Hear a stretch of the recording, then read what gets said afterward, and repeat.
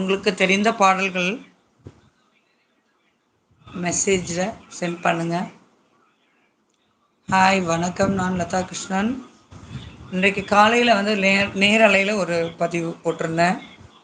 அது எத்தனை பேர் பார்த்தீங்கன்னு தெரியல.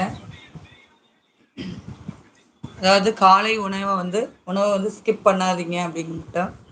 அதுவும் மெயினாக குழந்தைகளுக்கு, ஸ்டூடெண்ட்ஸ், ஸ்கூலுக்கு போகும் குழந்தைகளுக்கு கண்டிப்பாக அதை கொடுங்க. அப்போ தான் வந்து அவங்களுடைய அதாவது அந்த லெசனை கவனிக்கிற அந்த விஷயம், அதாவது மூளை வந்து அந்த உணவு வந்து போனால் தான் அதற்குரிய சத்து வந்து அது கிடைக்கும் இல்லையா? யார் ஒருத்தர் வந்து சத்துள்ள ஆகாரங்களை எடுத்துக்கிறாங்களோ அவங்களோட மூளை தான் வந்து நல்லா வந்து இயங்கும் அப்படின்னு டாக்டர்ஸ் சொல்கிறாங்க. ஸோ நம்ம நைட்டு வந்து ஒரு 7 8 9 ஏதோ ஒரு டைம் சாப்பிட்ருவோம்.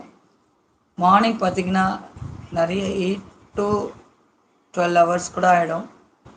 நிறைய பேர் வந்து மார்னிங் பிரேக்ஃபாஸ்ட்டு சாப்பிடாம ஸ்கிப் பண்ணிவிட்டு லஞ்சுக்கு போயிடுவாங்க.